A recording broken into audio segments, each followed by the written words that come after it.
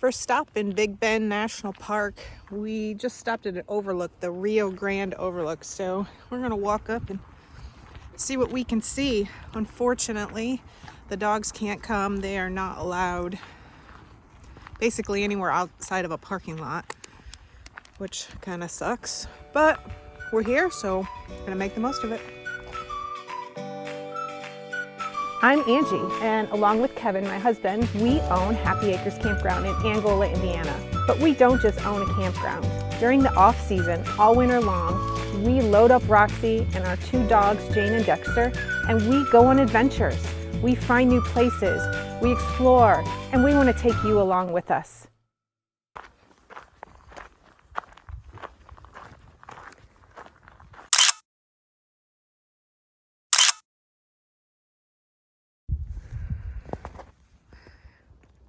Like we can see Mexico. Want to take a picture of a deer? No. There's one right here. I don't. Right there. So this must be like the visitor center or something over there. Visitor center complex. There's Roxie. The tunnel in the background.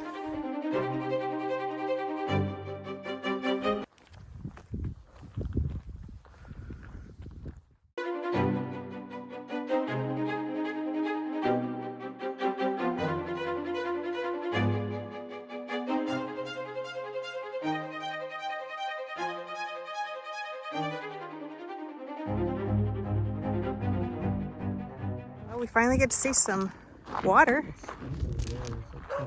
Over there. Is it a what? Something built over there. Oh, yeah, I don't know. It's really pretty though. I was expecting some kind of raging river. Probably even spots or times of the year.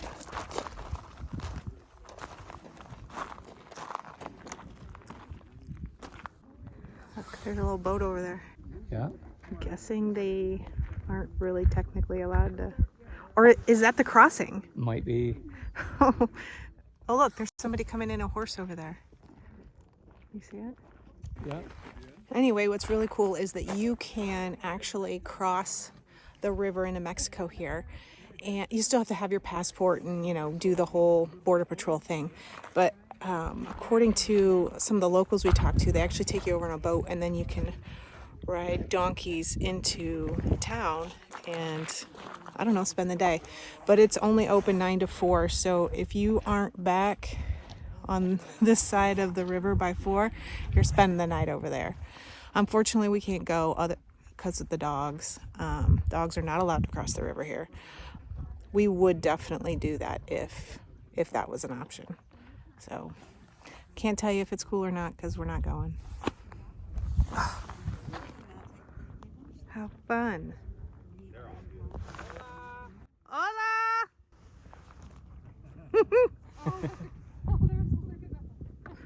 His horse is getting a drink.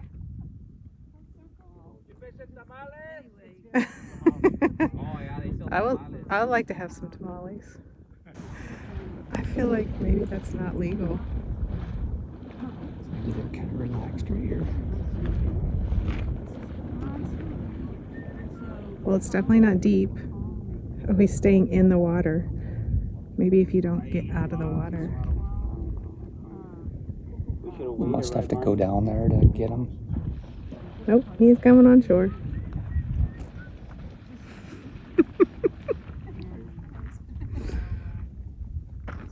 I tell you, I feel like people just do what they want here.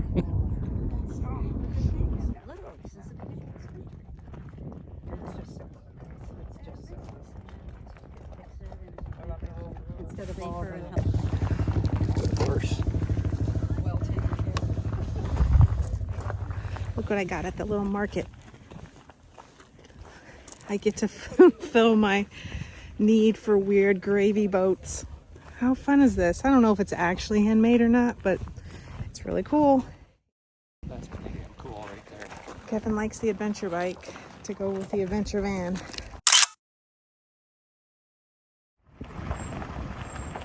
All right.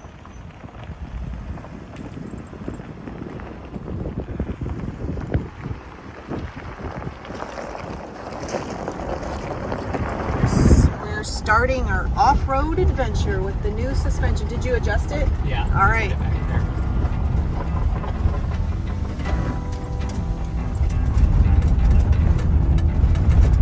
It's a little bumpy, but not too bad. Looks like we're...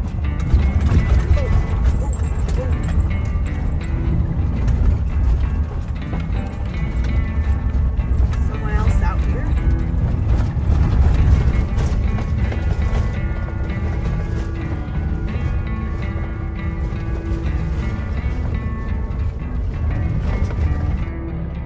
Oh, it's Border Patrol.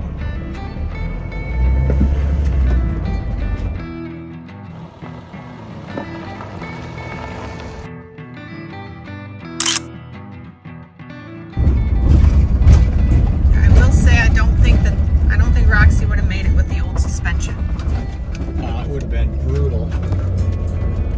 So I guess that means the suspension is doing its job.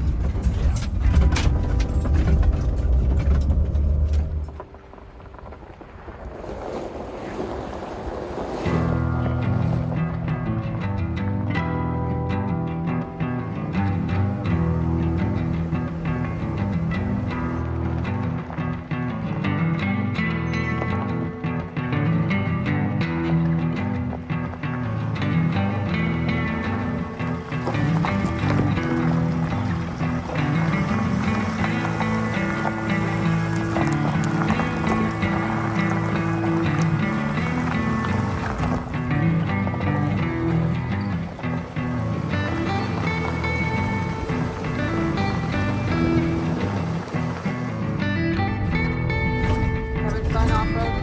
I am. This is a pretty sweet sight. There's nobody around for miles. Gonna stop and have lunch in the middle of nowhere.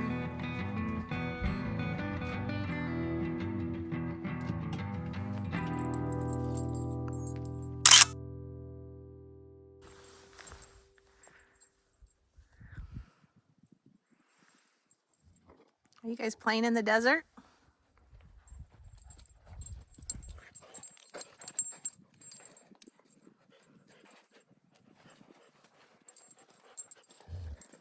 Yesterday when we went to Terra Lingua and had the world famous chili, we got a little extra. And that's what we're having for lunch today in the middle of nowhere. Pretty sure he's following an animal path.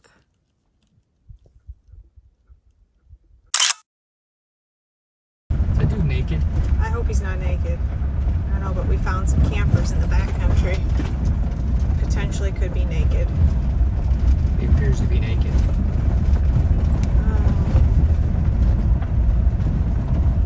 Okay. We won't show you any of that. Okay, update. He was not naked. He had shorts on. Just no shirt. It's a little chilly and windy for that, but hey, grab a float your boat. Yeah, it's down to 64 degrees as we climb up the mountain. Probably the first person we've seen all day. Yeah, it is. I guess we saw that motorcycle. Oh yeah. That's a cliff. What's that mean? It's hard to believe this is Texas. But that's Mexico, right? Yeah, that's Mexico, but I can't believe you get these kind of views. Mm-hmm. This one first, because it's pretty short.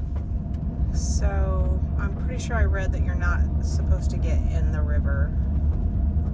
So I'm not sure what the access is. If you can just see it. Or maybe it's access for a boat. Wouldn't that be in the river? No, like you're not supposed to swim in it. Like, I can see down there, it looks like that's water. oh, it's like a boat ramp. So yeah, there's not much going on down there. It's definitely not a raging river. Keep her going? Yeah. It's windy.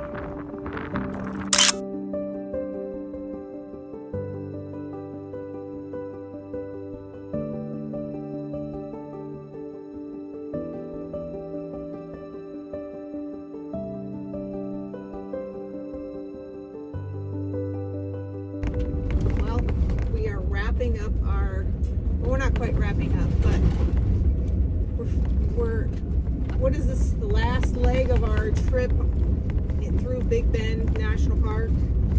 We decided to take the off-road road, the back roads. Wish us luck. We have about 2 hours before sunset. We're estimating, if all goes well, that it will take about an hour and 45 minutes to get through it. So, what, 12 and a half miles? yes. We made it back. It actually only took 45 minutes. So that road, the old Maverick Road, is way easier to drive. Most of the time we were driving about 25 miles per hour, and we got there a lot faster. If you want to do a off-road, backcountry off-road, but you don't want to do like anything too crazy, that might be a good option. I just wanted to do a little sum up and give you my tips and tricks that I've figured out from coming to Big Bend National Park. I know I've already mentioned, don't bring your dogs. They don't really like dogs here.